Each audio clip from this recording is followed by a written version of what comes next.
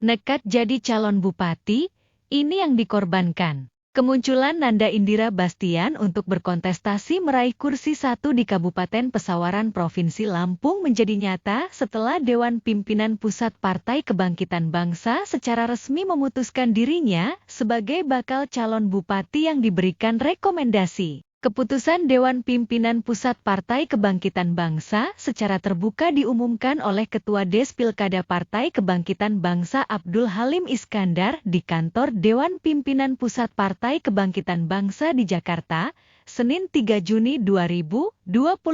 Surat rekomendasi ini diterima langsung Nanda Indira Bastian yang diserahkan langsung oleh Ketua Dewan Pimpinan Wilayah Partai Kebangkitan Bangsa Provinsi Lampung Kusnunia Kalim di kantor DPP PKB Jakarta. Diterimanya surat rekomendasi tersebut menjadi modal politik yang penting untuk mendapatkan tambahan dukungan dari partai politik lain agar syarat dukungan partai politik yang mengusungnya memenuhi ambang batas pencalonan. Kedudukan surat rekomendasi pada saat ini penting karena bersifat mengikat ke dalam dan keluar, di mana surat rekomendasi ini tidak saja sebagai dasar dari pengurus di tingkat kabupaten untuk menentukan pilihan akhir atau rekomendasi internal partai, tetapi surat rekomendasi dari pengurus pusat sekarang ini menjadi bagian dari persyaratan administrasi, merupakan dokumen kelengkapan pendaftaran pasangan bakal calon bupati dan wakil bupati. Maka dapat dikatakan bahwa surat rekomendasi sekarang ini merupakan pengunci calon yang diusung oleh partai politik yang menjadi pegangan baik pengurus di tingkat kabupaten atau provinsi maupun oleh KPU di daerah sesuai tingkatan. Maka benarlah apa yang dikatakan oleh Ketua Des Pilkada Partai Kebangkitan Bangsa bahwa rekomendasi yang diberikan bersifat final. Memang, dengan dukungan dari Partai Kebangkitan Bangsa ini, belum memadai bagi terpenuhinya batas ambang syarat minimal pencalonan. Karena di Kabupaten Pesawaran ini, tidak ada satu partai yang dapat mengusung sendiri pasangan calon bupati dan wakil bupati. Partai politik harus bekerja sama atau berkoalisi dengan partai lain agar syarat minimal partai politik pengusul terpenuhi, di mana partai politik atau gabungan partai politik dapat mengusulkan pasangan calon bupati dan wakil bupati paling tidak memiliki jumlah kursi sebanyak 20% dari jumlah kursi DPRD Kabupaten. Karena jumlah kursi di DPRD Kabupaten Pesawaran sebanyak 40 kursi, maka partai politik atau gabungan partai politik dapat mengusulkan pasangan calon apabila memiliki paling sedikit 8 kursi di DPRD Kabupaten Pesawaran. Dalam hal ini, ketahui bahwa hasil pemilu 2024 kemarin, hasil perolehan Partai Kebangkitan Bangsa di DPRD Kabupaten Pesawaran sebanyak 3 kursi. Sehingga tentu saja memerlukan kerjasama dengan partai lain. Sementara itu pada 6 Juni 2024 lalu, ia menerima surat tugas dari DPP Partai Amanat Nasional sebagai bakal calon kepala daerah Pesawaran. Perlu diketahui bahwa hasil pemilihan umum 2024 yang lalu perolehan kursi Partai Amanat Nasional di DPRD Kabupaten Pesawaran sebanyak 4 kursi. Jika dijumlahkan masih kurang dari syarat minimal. Terkait dengan surat tugas yang dikeluarkan DPP Partai Amanat Nasional ini, apakah sudah bersifat final, seperti halnya surat yang dikeluarkan DPP PKB, atau masih berproses sedemikian rupa untuk sampai dikeluarkannya surat rekomendasi?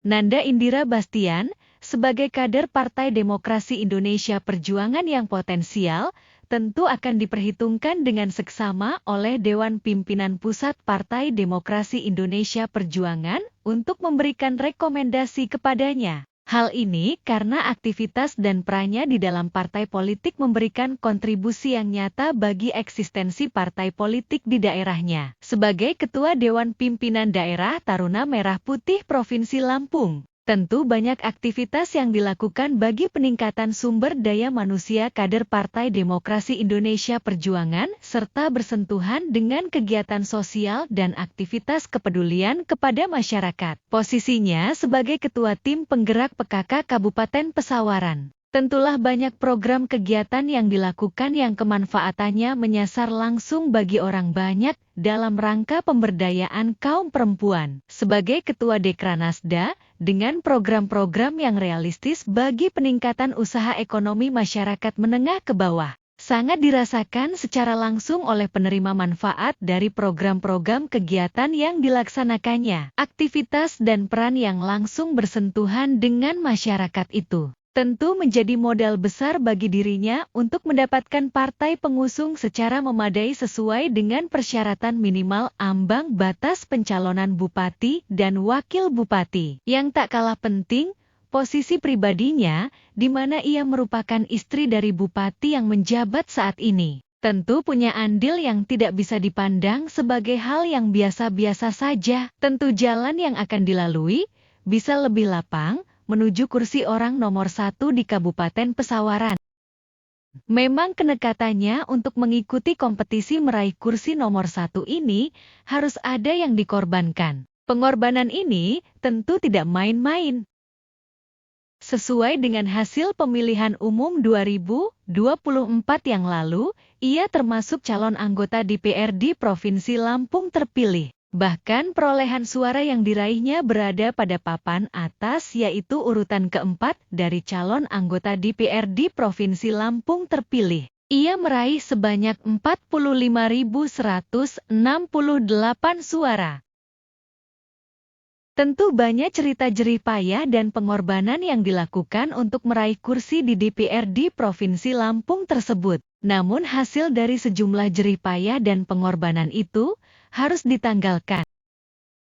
Memang, sesuai dengan ketentuan peraturan perundang-undangan, sebagaimana diulas pada tayangan sebelumnya di channel ini, harus mengundurkan diri saat mendaftarkan diri sebagai calon bupati dan wakil bupati adalah anggota legislatif yang sedang menjabat. Tetapi perlu diingat bahwa pendaftaran calon bupati dan wakil bupati beririsan waktunya dengan pelantikan anggota DPRD. Sehingga ada masa di mana caleg terpilih sudah dilantik jika pelantikannya sebelum pendaftaran calon bupati dan wakil bupati. Dan bila pelantikannya seusai pendaftaran calon bupati dan wakil bupati, terdapat masa calon bupati dan wakil bupati yang sudah ditetapkan sebagai pasangan calon dilantik menjadi anggota DPRD.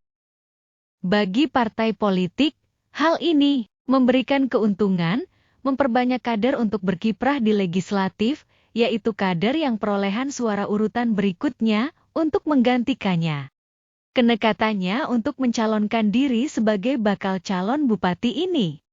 Dengan resiko demikian itu, tentu telah dihitung dengan cermat, termasuk resiko bila di kemudian hari, hasil dari pemilihan bupati dan wakil bupati tidak memuaskan sesuai dengan harapan.